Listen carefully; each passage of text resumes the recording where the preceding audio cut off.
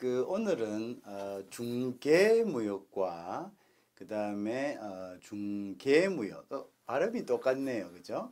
근데 이제 중개무역과 중개무역이 발음은 똑같은데 이게 조금 틀려요. 그래서 우리가 요거에 대해서 나누어서 한번 보겠습니다. 그래서 우리가 이제 우리 그 길거리 가면 공인중개사 있잖아요. 그게 이제 소위 이야기하는 머천다이징 트레이딩이라는 것입니다.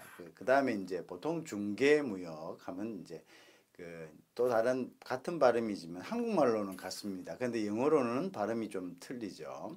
뜻이 틀리고요. 그래서 영어는 그걸 이제 intermediate trading이라고 이야기합니다.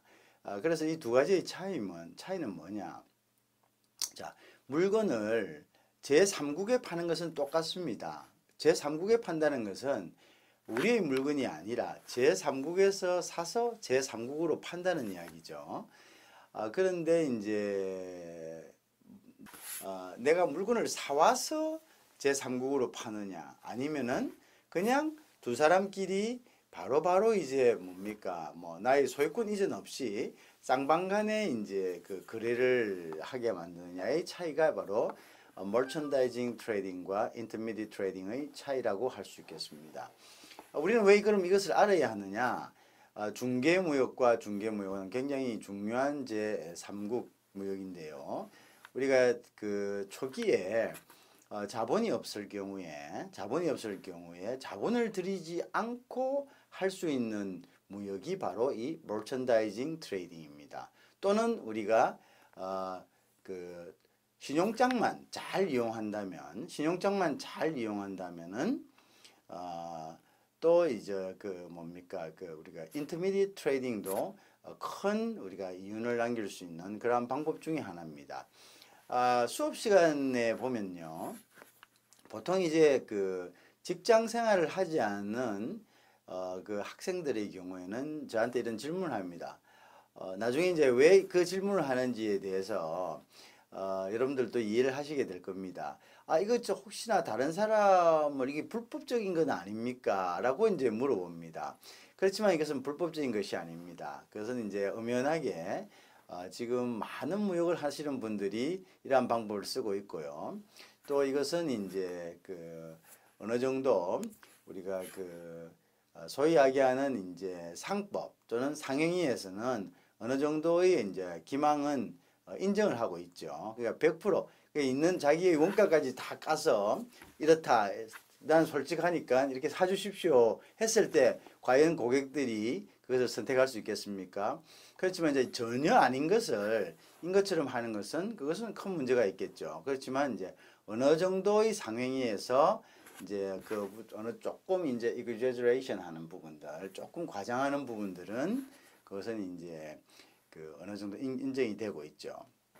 자, 어쨌든 이 부분이 불법이다 아니다 이런 것을 논할 그럴 계제는 전혀 없습니다. 이것은 정상적인 무역의 방법이 하나고요. 그런데 이제 우리가 비즈니스의 경험이 없는 그런 학생들의 경우에는 종종 이제 그런 질문을 하기 때문에 이제 사전에 먼저 한번 이제 이런 이야기를 드리는 겁니다. 자, 그럼 먼저 우리가 머천다이징 트레이딩에 대해서 한번 알아보겠습니다. 자, 머천다이징 트레이딩이 발생할 수 있는 경우는요, 두 가지 경우가 되겠습니다. 그게 이제 어떤 경우냐면요, 완전히 이제 내가 아는 두 사람이 있습니다. 한 사람은 미국에 있고, 예를 든다면 한 사람은 중국에 있어요. 자, 근데 이제 미국에 있는 사람이 어떤 물건을 원해요. 근데 그 물건을 내가 이제 광고를 했습니다. 그래서 내가 그 물건이 마치 내가 그 물건을 이제 핸들링 할 수 있는 그런 위치에 있는 것으로 해서 내가 이제 미국에 있는 고객에게 어프로치를 한 거죠. 그래서 미국에 있는 고객이 좋다 그러면은 물건을 좀 구해다오, 그 물건을 이렇게 했습니다. 그 다음에 나는 이제 이 물건이 어디 있는지 압니다. 나는 이 물건이 중국에 있다는 걸 알고 있습니다. 그래서 내가 이제 중국에서 이 물건을 공급하는 사람과 또 이제 컨택을 해서 너 그 물건이 있느냐? 그럼 그 물건을 나한테 좀 팔 수 있느냐라고 해서 쌍방간에 이제 그 거래가 성사할 수 있는가를 조사를 하는 거죠. 자, 그럼 됐습니다. 자, 이 사람은 물건을 살 의향이 있고 미국에 있는 고객은 그 다음에 이제 중국에 있는 공급자는 물건을 팔 이제 그 준비가 돼 있는 거죠. 자, 그러면 이제 1차 단계는 됐죠. 자, 이 단계에서 나는 이제 곰곰이 이제 고심을 합니다. 아, 미국에 있는 저 고객이 물건을 계속해서 구입을 할 것인가? 아니면은 그냥 이게 뭐 10년에 한 번, 20년에 한 번, 아니면 이제 평생에 한 번 그냥 구입하고 많은 물건일 것인가에 대해서 이제 저는 생각을 하겠죠. 자, 그래서 이제 생각한 것이, 저 사람 보니까 저 물건 그냥 이번에 한번 사면은 뭐 거의 사지 않겠다 한다면은 내가 굳이, 공급자를 갖다가 숨겨가면서 거래를 할 이유는 떨어질 것입니다. 왜냐하면요, 만약 이 물건을 중국에 있는 공급자가 노출시키지 않고, 중국에 있는 공급자를 노출시키지 않고 나의 이름으로 내 물건이다 하고 내가 미국에 있는 고객에게 판다면은 저는 두 가지의 방식으로 할 수 있습니다. 뭐냐면 일단 수수료를 받는 거죠. 중개사들이 하듯이요. 그래서 수수료를 받아서 내가 일정 부분, 즉 산 사람과 팔 사람의 사이에서 수수료를 어떻게 받을 수가 있겠죠. 자, 두 번째 방법은 뭐냐? 일단은 이제 공급자를 숨기고 내가 공급자인 양 해서 하죠. 그러면 이제 그리고는 이제 공급자에게는 야, 너 얼마 받으면 되느냐 이야기하겠죠. 그러면 그럼 내가 뭐 이래서 뭐 한 1억 달러. 그럼 좋아. 1억 무조건 이 물건에 대해서 1억 너한테 주기만 하면 되지. 대신 내가 알아서 팔 테니까 나머지에 대해서는 관여하지 마라. 이렇게 해가지고 이제 그 미국에 있는 공급자한테는 한 2억 정도 불러가지고 1억의 차익을 내고 1억을 중국에 있는 공급자한테 준다면은 나는 수수료보다 더 큰 이득을 낼 수 있겠죠. 자, 그런데 이제 이렇게 봤을 때 예를 들어서 이제 그러한 이제 메리트가 있지만 내가 중국에 있는 공급자를 첫 번째 케이스에 노출하는 경우입니다. 노출하는 경우는 이제 어떤 경우냐? 이 물건을 가져가 가지고 만약 하자가 발생했을 때 나의 이름으로 내가 이제 내 물건이라고 가져와서 팔아서 내가 1억을 남길 수는 있지만 나의 이름으로 팔았을 때 나중에 하자가 발생했을 때는 어떻게 하냐 이거죠. 그때는 내가 다 책임을 져야 되는데 그러기에는 이 고객이 그냥 싱글 트레이딩 한번 이렇게 트레이딩을 할 뿐인데 내가 그런 위험까지 감수할 필요가 있을까? 뭐 이런 거죠. 그죠? 그래서 이제 그리고 또 이제 고객이 이제 굉장히 좀 이제 싸게 자꾸 이렇게 살려고 한다. 이러면 내가 매력을 좀 못 느끼겠죠. 그러면 이제 단지 그럼 두 사람이 하세요. 하시고 나한테 그냥 수수료만 주세요. 라고 이제 옵션 1을 선택할 수가 있겠죠. 그죠? 그런 경우가 이제 우리가 공인중개사들이 보통 이제 부동산 같은 것을 소개하고 쌍방으로부터 이제 거래의 수수료를 받는 것과 같은 방식을 똑같이 이제 무역에서도 그렇게 한다는 거죠. 자, 그것이 이제 우리가 전형적인 이제 머천다이징 트레이딩의 이제 첫 번째 케이스고요. 자, 그 다음에 이제 두 번째 케이스는 뭐냐 하면요.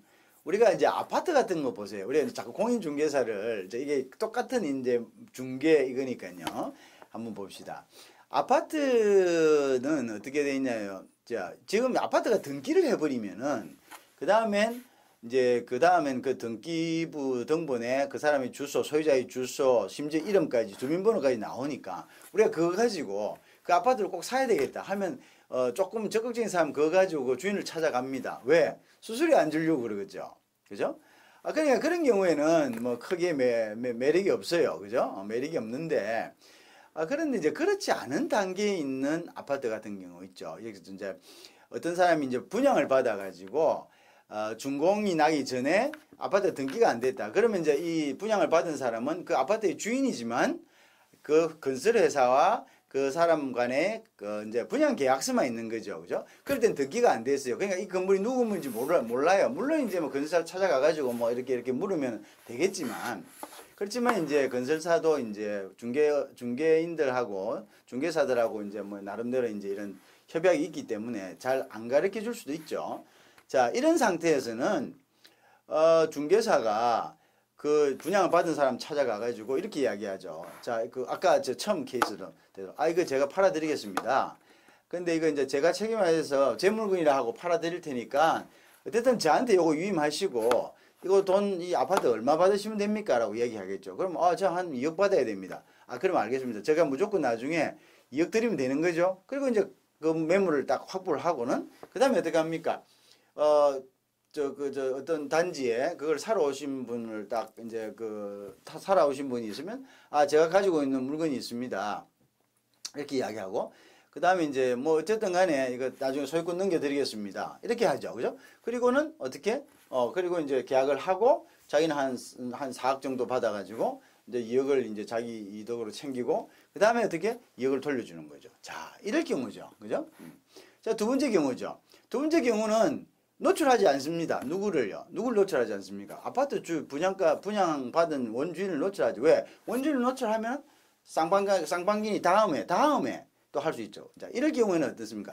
빈번하게 거래가 생산되죠. 예를 들어서 이 분양 아파트를 아파트 주인이 그 아파트뿐만 아니라 여러 채의 아파트를 갖고 있고, 또 이 살려는 사람도 이 단지에서 여러 채의 아파트를 갖다가 살려고 한다고 생각해 보세요. 그런 가정이 있을 수 있죠. 뭐 예를 들어서 이 사람이 아파트 단지에서 아파트 여러 개 사가지고 뭐 이렇게 세 나가지고 임대업을 하려고 한다. 근데 이제 이 사람은 분양을 많이 받아 있다. 그러면 이제 다음에 계속 석세시브한 그런 이제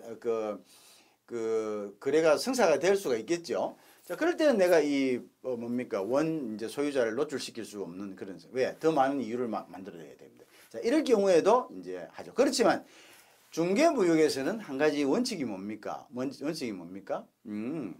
어떻게? 소유권이 나에게 이전하지 않고, 소유권은 상방이 그대로 있고, 서로 간에, 거래가 이루어진다. 자,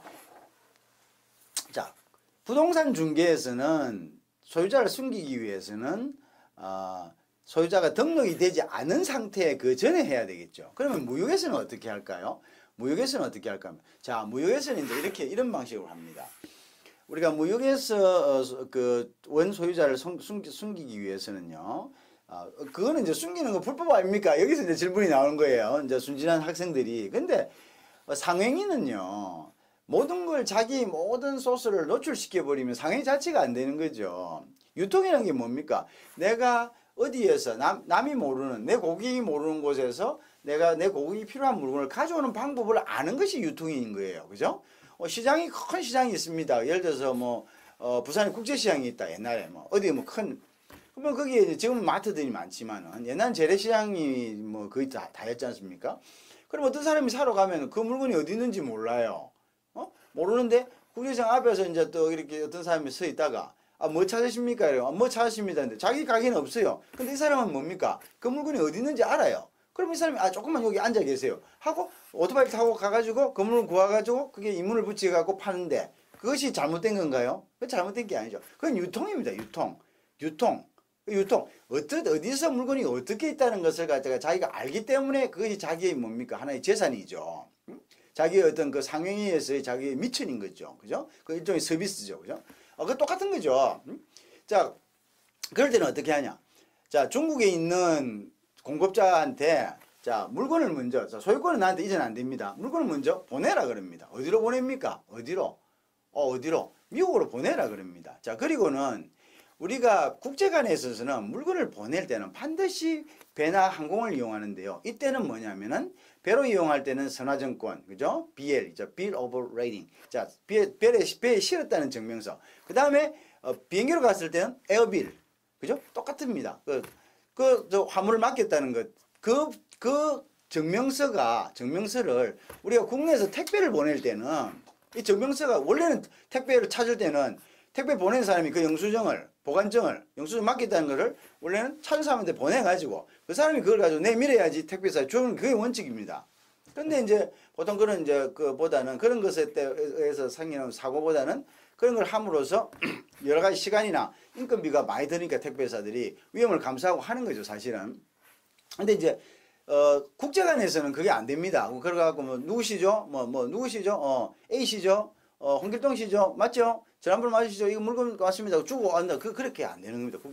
국제간은 반드시 영수증, 즉 붙였다는 영수증, 그거 이제 배 가질 때는 선화증권이라 하는데요. 그걸 가진 사람만이 물건을 찾을 수 있습니다. 항공도 마찬가지고요. 자, 이런 상황이기 때문에 그 선화증권이나 이런 그 정권들에는요, 그 물건을 맡겼다는 정서에는 아주 엄격하게 물건을 보낸 사람, 그걸 우리가 송화인이라고 컨사인을 합니다. 그 다음에 물건을 찾을 사람, 그걸 갖다가 수화인이라고 받을 사람이죠. 그걸 컨사이니라고 합니다. 그 사람이 명확하게 거기에다가 딱 적시가 되어 있습니다. 그 사람 이외에는 절대로 그 물건을 찾을 수가 없습니다. 왜냐? 무슨 문제가 발생했을 때 한국에서 발생하면은 찾아가죠. 뭐 경상도도 전라도 찾아가면서 문제가 있는데 외국에는 지가 가고 싶다 해서 갈 시간에 함부로 입고 갈 수 없고 지가 나가고 싶다 해서 함부로 나갈 수 없습니다. 나가는 걸 허가해 주는 건 뭐죠? 여권, 출국, 심사를 하죠. 그 다음에 그 나라에 들어가는 걸 갖다가 허가해 주는 뭡니까? 비자, 입국 심사를 하는 거죠. 그러니까 이 엄격한 절차가 있으니까 자기가 가고 싶을 때 갈 수 없어요. 그러니까 우리가 그런 것을 예방하기 위해서 엄격하게 보낸 사람과 살 사람 거기 딱 기입했습니다. 자, 그러면 중국에서 보냈어요. 어디로? 미국으로 물건 보냈어요. 그러면 미국에 있는 나의 고객은 물건을 찾을 때 딱 보면 이게 누가 보낸 건지 알아요. 한국에 있는 분 자기 거라고 그랬는데 이게 왜 이게 중국에서 왔나? 이렇게 이야기하겠죠. 물론 그때는 또 재치 있게 대응할 수 있죠. 제가 저희들 공장이 중국에도 있고 한국에도 있습니다. 라고 이야기할 수 있겠죠. 그죠? 그래서 뭐 우리가 한국에 없을 때는 중국에서 보냅니다. 근데 중요한 건 뭐냐?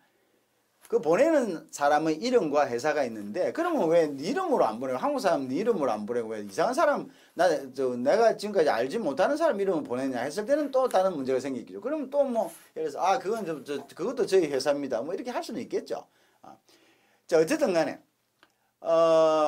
이런 것들이 모두가 불법은 아닙니다. 그거는 이제 우리 상행위 하나에서 유통의 그 부분이기 때문에요. 자, 이런 상태가 된다면은 곤란하겠죠. 자, 그래서 이제 뭐냐면 우리는 이 공급자, 즉 송화인이 물건을 보내고 이거를 갖다가 수화인, 즉 미국인에게 살 사람에게 이걸 줘야 됩니다.